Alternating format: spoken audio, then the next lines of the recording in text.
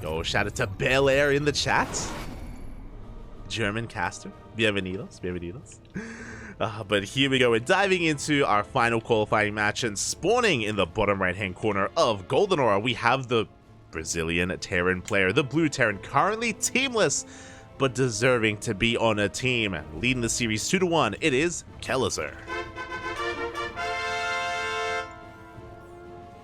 And spawning in the top left-hand corner, we have his opponent. We have the red Protoss player representing Shopify Rebellion. It is his year. It's always his year.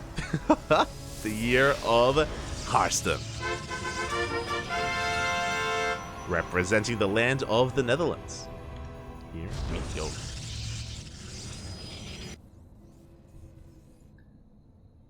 As again, we did miss out on the previous games, but what I can say is that Game 3 was on Oceanborn, and it did go to late game. It was a 25-minute or so game between the two of them, and Kelazhur came out on top, just barely overcoming Harstem.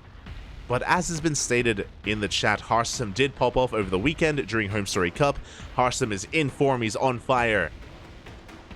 And if anyone can take it to the ace match, it is going to be him. I do want to believe that we can get another game out of this, but we'll see. The pressure is on Harstem.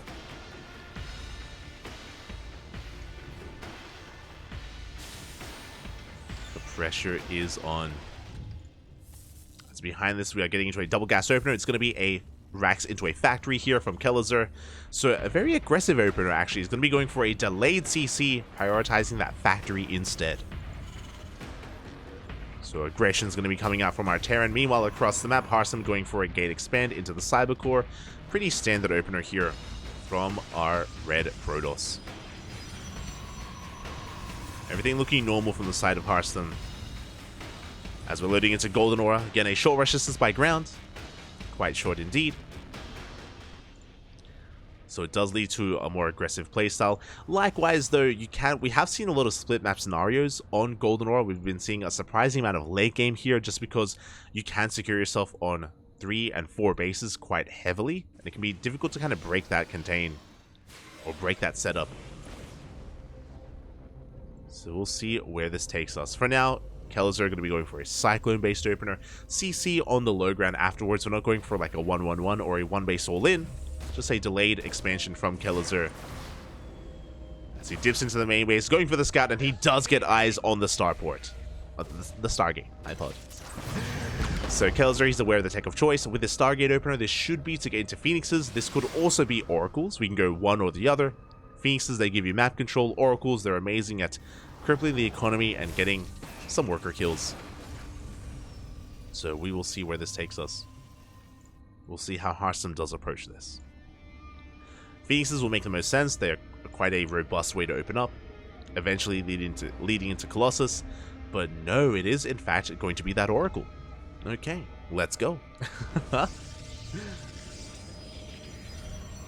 is going to be an Oracle opener out of Harstem. Kelazhur back at home and going for the medevac, going for a Cyclone drop. Hopefully he does leave a couple units back at home to defend, otherwise he will be left vulnerable. There is potential for damage for this Oracle. As Kelazhur is fanning out his Cyclones, could even try to catch the Oracle in the center of the map. It is possible. Harstem, he didn't see the opener. He was denied entry into the main base. He doesn't know it was double gas. He doesn't know that Cyclones are already out. And it looks like Kelazhur, he will barely miss the Oracle. Barely does pass him by. He's moving out with his Marines, which means we don't have much at home to defend. We have one Cyclone, and that's enough. One Cyclone is more than enough. We get the revelation off. The army is missing. The army is across the map. Kelazhur, he has arrived. Good lock-ons here on some of these gateway units. Adept does go down.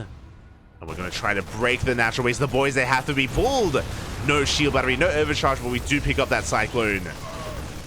Up. The Stalker barely does go down. The Cyclone picks up another one of those Stalkers. We are down to 2 Phoenixes. We focus down the... Oh my god, we just barely get the Oracle. And is this it? Does it all end here? The Phoenix is only 1 Phoenix left, and it will barely survive. We have 1 Stalker remaining, and Kelazhur, he's looking to break in, looking to break through. The Cyclone's going for the mineral line. Marines are zoning away the Stalkers. Harstem does have a 3rd base. Other Cyclone barely pulls back, and it will go down to the probes. But this is already far too much damage. This is just too much, and Kelazhur, he's looking to qualify. GG gets called. He snowballs out of control. He breaks the natural, and Kelazhur will be qualifying for the IEM Katowice 2024 European Closed Qualifier. GG. Oh my god. Again, it was a risky move. It was a risky move for Harstem to go for the Oracle first. It did nothing. It did no damage across the map, and it got picked off immediately when it came back home. And again, Harstem was in the dark. He wasn't aware of how aggressive Kelazhur was being. He didn't see the opener, and he didn't see the Cyclones as they moved out across the map. I didn't get to actually point it out, but during that defense, Harstem did go Phoenix into a third base. Very greedy, very economic build out of Harstem, rushing into that third, skipping out on additional gateways, which meant that Harstem had very little to defend. He was caught off guard. That's why we had no shield battery, no overcharge. Imagine. That was such a close defense as well, such a close attack. If there was a shield battery, if there was an overcharge, we would have most likely seen a different game. We would have seen extra warp ins and maybe Harstem holds, but again, he was caught with his pants down. GG, well played, and congratulations to Kelazhur. My condolences to Harstem. Now, if you're a fan of some of these players, some of these big names that didn't make it today, like Harstem or Wayne, for example, Goblin, Bly, Creator, Gung Fu Banda, Trigger, to name a few, they have another chance in a couple of days. After the European qualifiers wrap up, the European server qualifiers wrap up, there's going to be an America's server qualifier over the weekend. I believe it was Saturday and Sunday, or Sunday and Monday. But over the weekend, we have the America's server qualifier. So there's still one final shot, and that's where everyone is going to be rocking up. The Koreans, the Europeans, the Americans that don't make it through, they're all going to be rocking up for the final chance to qualify for IEM. So as a result, you know, there's still opportunities for these players, but it's going to be difficult. It is coming down to the wire. So best of luck. You know, I do hope that Harstem has another chance, and I do hope that he has, or that he's able to make it through. Always an amazing player to cover. Not just Harstem, but players like Dolan as well, Bly, Goblin, all the players that we just mentioned. Again, do wish them the best. Do wish them the best of luck.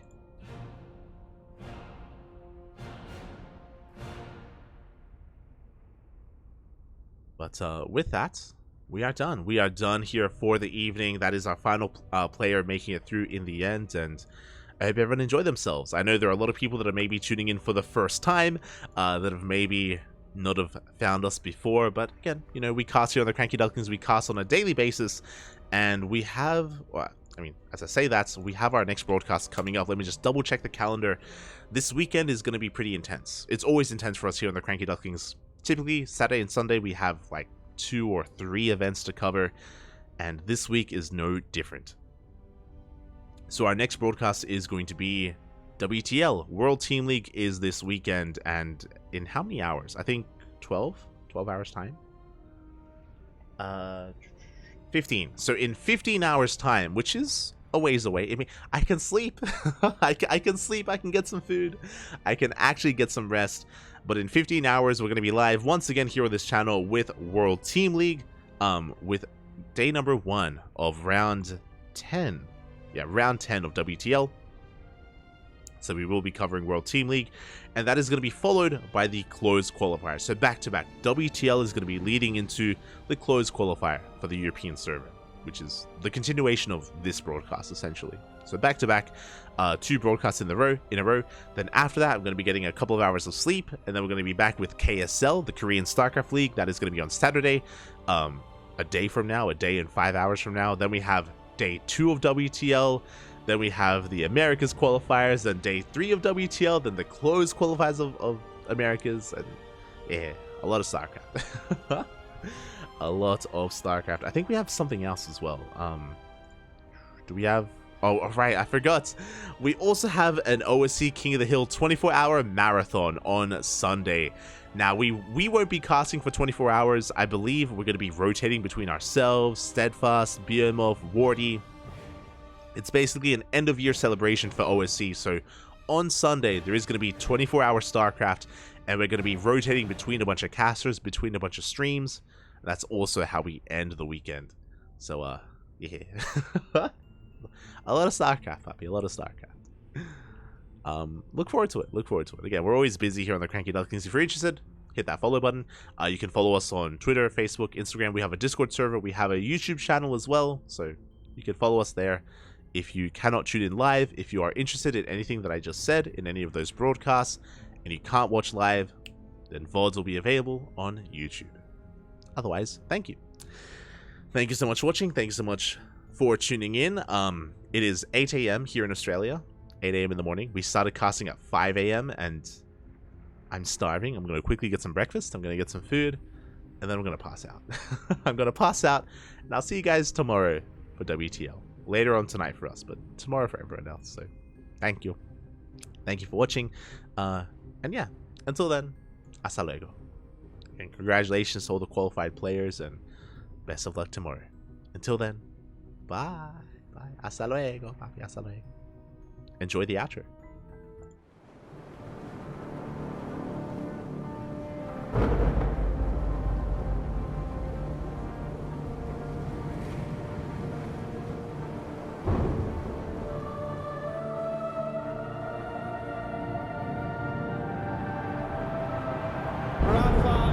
Making history. Absolutely phenomenal. And Ace is the champion of the Intel Extreme Masters World Finals. Storm's still not quite done. MC is going to take this fight, though. 3 seconds left. Last 2 rounds of action's got to start it well for ESC. And this is a massive move for Zez, but he's not content with just a Nexus kill. He wants to win. And it's all done. And Strawless winning. Unbelievable Rogue with a 4-0 victory over Classic. And they did it again in the grand finals. It's no